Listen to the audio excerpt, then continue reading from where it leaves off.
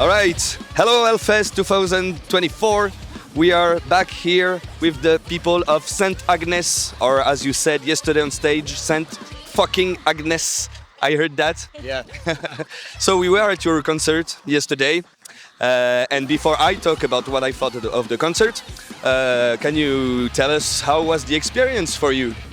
Yeah, it was like fucking insane. Started at 10:30. Thought, like there'll be maybe a few hundred people here, but it was fucking busy.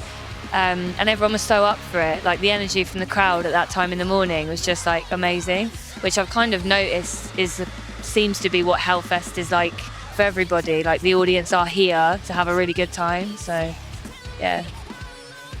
Perfect start to the day. Can't recommend it enough. Yeah, perfect. Yeah, really good.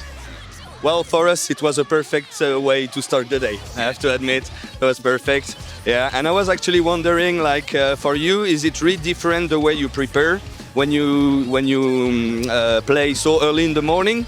To gather the kind of energy you had on the drums, for example, headbanding at 10:30 and all of the band. Mm-hmm. Do you prepare especially? It's the first time we've ever played that early, so I can't say like with like full experience, but we always just try and give every show that we're doing 100%. It's the reason that we're in a band is to play live. This is the fun bit. Makes all of the hours of being sat in a van and eating service station food and everything worthwhile. So whatever time of day your slot is, there's enough nerves that come to wake you up. And I've said before that, the thing about Pavlov's dog, the Pavlovian response, that when the dog smells, it's like that. As soon as you hear the first sounds of our intro track, my brain is just in let's go mode, and we're all the same. And so it's easy, really, And then as soon as you see in the crowd people like excited and there's some passion there, you don't have to try. It's effortless. It's just you're so excited. Excellent. Something more to add? No? Yeah, just what John's saying, really. Like every show, whether it's like a 100-cap venue or a main stage, we deliver an identical performance because it is the good bit. There's so much crap around being in a band, and there's so much that's difficult. So when you get to actually walk out in front of anybody, like that's the best bit. So we just try to enjoy it, I guess, as much as possible. Yeah, totally. Yeah, it's a thing. We take pride, even the small shows. We try and take as big a show with us. We'll do our own lights for even small club shows to then be able to play at main stage and bring a massive show to it as well. It's like a real treat for us as well, Yeah, I guess it is. And so, when you are playing in festivals like this, I believe you have a little smaller slot to play. So do you have to adapt your set lists? Maybe choose all the bangers, or do you work on that on these kind of shows? Well, we have a habit of changing our set list a lot on tour. We're definitely not stuck to one thing. And after every show, when we're back in the van, we can't help but talk about how the gig went and, this song felt weird in that spot. Tomorrow, let's play it first or something. So for this one, we just thought back to the last kind of festivals we played and kind of what the vibe was. And you just kind of look at your discography and kind of think, this is going to go well. And we really wanted to set ourselves a challenge to bring some fresh energy. So we opened with a brand new song that we'd never played live before. We only started rehearsing. Yeah. We did one session of rehearsal on it and just went for it. And I thought it was good. And I saw some videos back and I was like, that's good.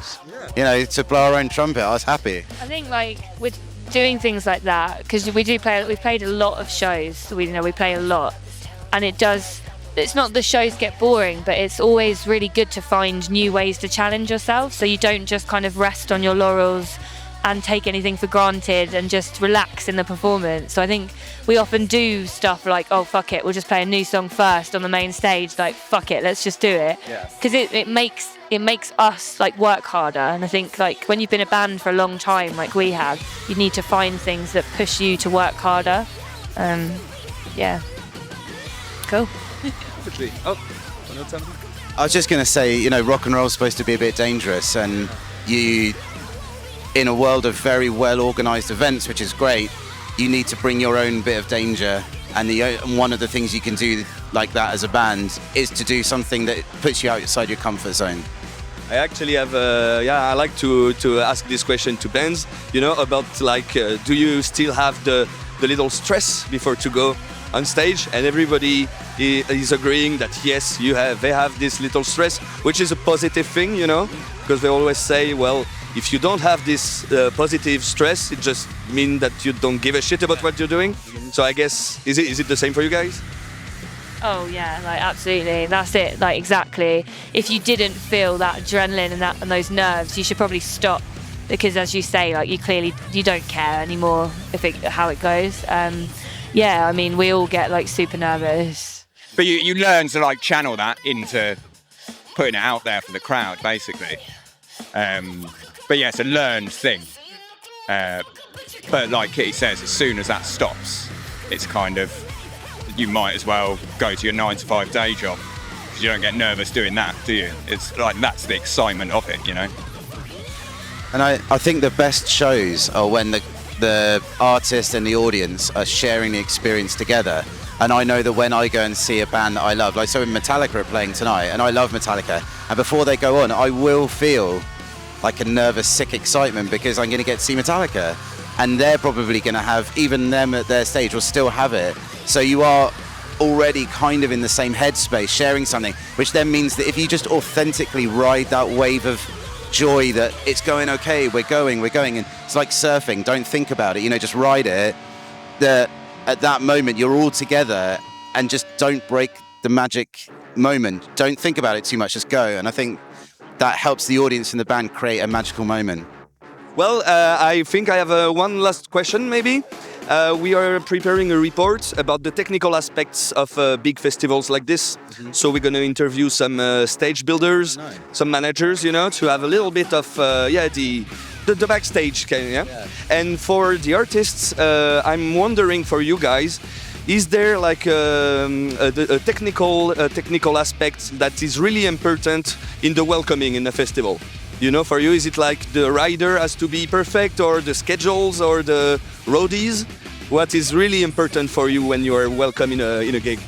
I think there's two major things that make a huge difference. One is that when you first arrive, someone just saying, I'm this person, this is what's happening, you're expected to be here at this time, and just kind of being like a leader for like, because you turn up, you don't know where anything is, you don't know what time anything's happening, and you're expected, everything you do is normally on a schedule, And then the other thing is your monitor engineer. That's the, like, if you can't hear yourself, everything's a nightmare. And so on a technical level, there's nothing more important than that, because you can rehearse and everything. But if Andy counts a song in on the drums and I don't hear it, then everything starts to unravel.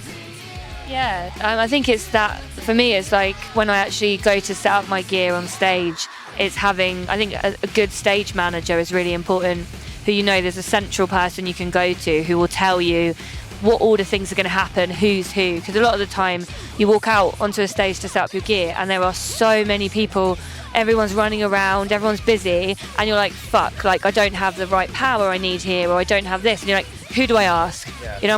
I talk to someone and it'll be like a stagehand who's there to move gear around, doesn't know. Yeah, so I think it's having that like central point of communication. For me, that makes me feel calmer. Andy? Just echo that. Essentially, they don't even need to be particularly nice. It's more just going, yes, it's here, I'll get it, sort it. And like, that's really appreciate that of like, okay, they know what job needs doing and I'm going to sort it. Yeah. And there's no, oh, how's it going? I'm this person, just like, Cole, this is my job, I'll get you power. That's the great thing. And it was like that, so that's good. Excellent. Well, guys, thank you so much for your time. Thank you for your show yesterday. And actually, Sam is a bassist. Okay. Yeah, and he was really impressed, as I was, by the show and by your bass player. Oh, yeah. So so you can tell this to her as well. Yeah. Great style.